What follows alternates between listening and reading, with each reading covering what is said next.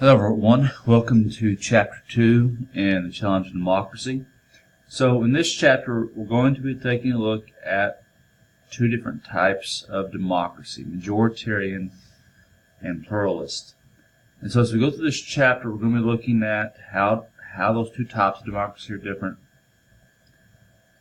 how indirect democracy comes out of direct democracy, and then also evaluate challenges facing countries trying to move toward a democratic form of government, and also which of these democracies may be best for us. Excuse me. You can see here this was what we'll be covering. So, in this chapter, you start off by looking at the democratic origins of democracy. Now, Greek philosophers classified governments according to the number of citizens involved in the process. So if you can think about a straight line on a chalkboard, and on one side you have one person, and on the other side you have many people, and then imagine that all types of government fell somewhere along that line, where you have either one person in charge, or you have several people in charge. Well, an autocracy is a government in which the power of the government is in one individual's hands, such as a monarchy, an emperor, a dictator, something along that line. An oligarchy would then be a government in which the hands are in the power of a few people. So in ancient Greece you had a tribunal. Some of the other countries have had systems set up where, during the years in the French Revolution, prior to Napoleon coming to power, you had a tribunal there as well, in which you had 3 people in charge. And so that's the type of autocracy. A lot of times you'll see an autocracy or an oligarchy, an oligarchy in a system of government in which the church, some type of religious organization or church has power, and the elders of the church would also be the ones in charge of the government. And then finally, you have a democracy. And a democracy is a system which, in theory at least, the people either rule directly or indirectly. And so in a direct democracy, it basically means that everybody votes. And in an indirect democracy, it means that people elect others to vote for them or to make decisions for them. So at least in the United States, we have what would be called an indirect democracy. Now, oddly enough, to some people, the ancient Greeks were afraid of democracy. Because, again, in a democracy, in a direct democracy in particular, everybody gets a chance to vote. And the fear is evident in the term demagogue. We use that term today to refer to a politician who appeals to and often deceives the masses by manipulating their emotions and prejudices. Demos means common power, kratos means, or common people I should say, and kratos means power. And so a demagogue is an individual that is able to manipulate people by appealing to their fears. And so Greeks feared this because they were afraid one person could gain power by manipulating people into getting them to vote for them. Now, there are 2 major schools of thought about what constitutes democracy. And by the way, I should also follow up. Even in our own country, at the beginning, Thomas Jefferson was afraid of democracy. Not Thomas Jefferson.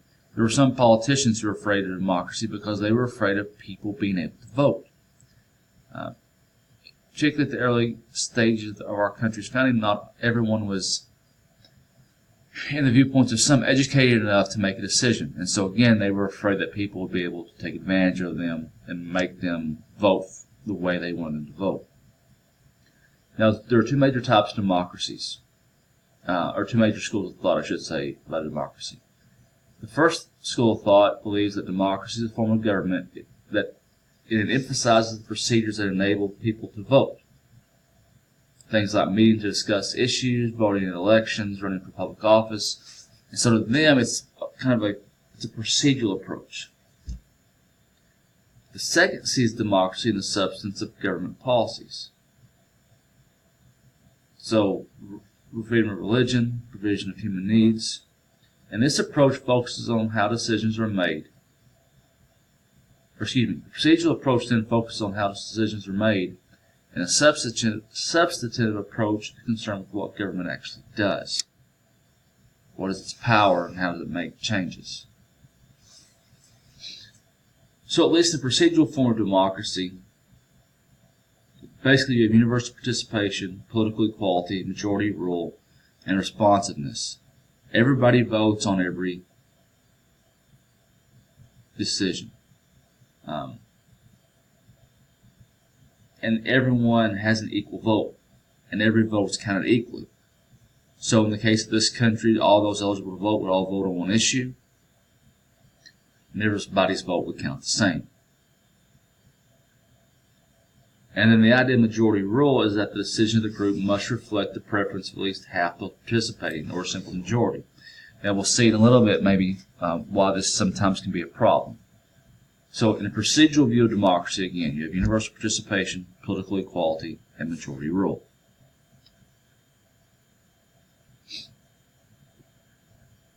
However, majorities must be formed. They must be expressed in our legislative system through the roll call of members.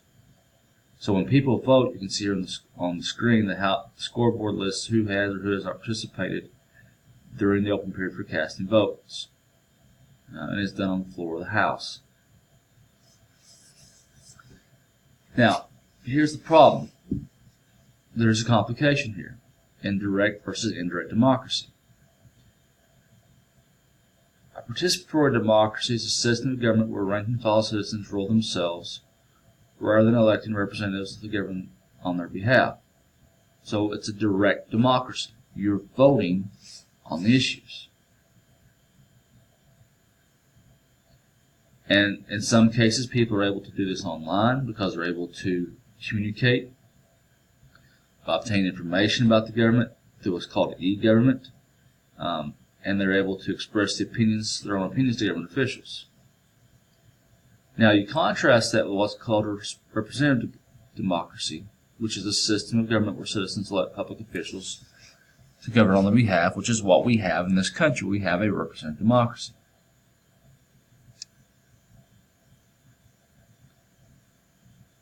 The question then is, how responsive should a representative democracy be? And responsiveness is the idea that elected representatives should do what the majority of the people want. That is, they should vote how people want them to vote because that's who they're representing, even if it goes against their own ideas or beliefs. This is that e-bump in Boston that we saw earlier. Now, again, in a procedural democracy, universal participation, political equality, majority rule, but we can also add to that government responsiveness to public opinion. That is, you are voting how the public wants you to vote. In a substantive view of democracy, we've talked about focuses on substance, not procedures,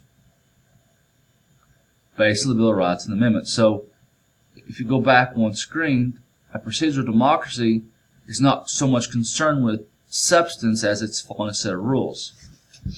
In a substantive democracy, it's the idea that democracy is in the policies rather than the procedure. That is, we are doing what is best for the people, no matter what procedures are followed. Theorists disagree most sharply on whether a government must promote social equality to qualify as a democracy. For example, should a state guarantee unemployment benefits and adequate public housing to be called democratic? Some insist that policies that promote social equality are essential to democratic government. Others restrict the requirements of substantive democracy to policies that safeguard civil liberties and civil rights. So when you talk about a substantive view of democracy, you're looking at the policies a government implements, not how those policies so much are implemented. Now, it's still important,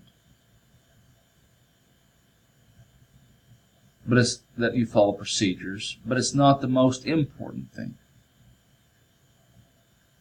And conservatives believe that as long as you are guaranteeing unemployment benefits, good public housing, that you are following the substantive view of democracy. Whereas liberals see it as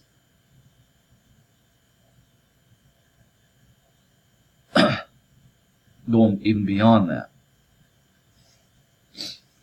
Take healthcare. Is healthcare a right in our democracy?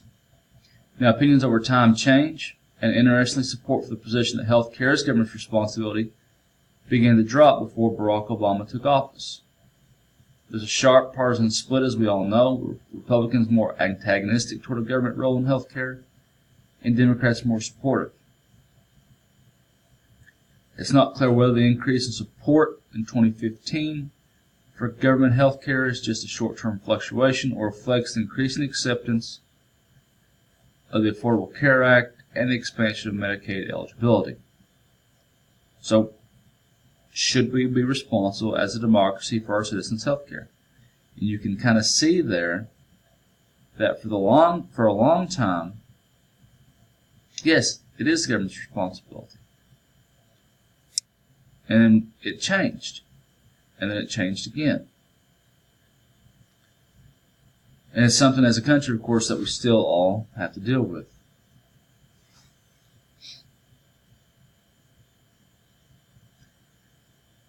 The other issue in democracy, again, is it substantive? Is it procedural? Are you choosing procedures over policies? But it's also trying to balance the interests of minorities and majorities. Minority rights are the benefits of government that cannot be denied to any citizens by majority decisions. And sometimes we think of democracy as majority rules, but is a majority ruling always the best thing? Does sometimes the majority making a decision impact the rights of minority groups? And minority groups, don't think of them as simply someone of a different skin color, someone of a different gender, someone of a different sexual orientation. There are several different types of minorities that you could think of here. So you can't just look at what I would call the low-hanging fruit when talking about minority. You have to consider all different types of people in all different groups.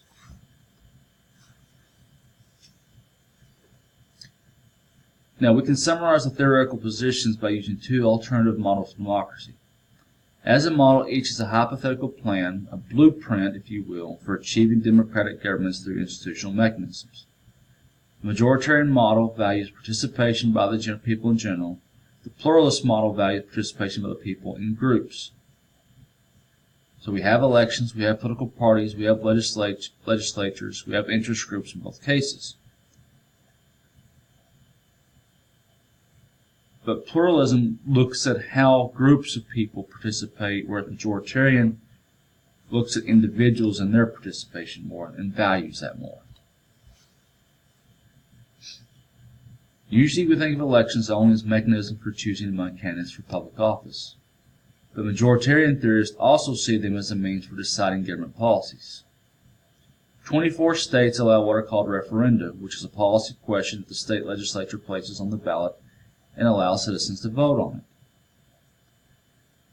When citizens circulate petitions and gather a required minimum number of votes to put a policy question on the ballot, that is called that's called an initiative.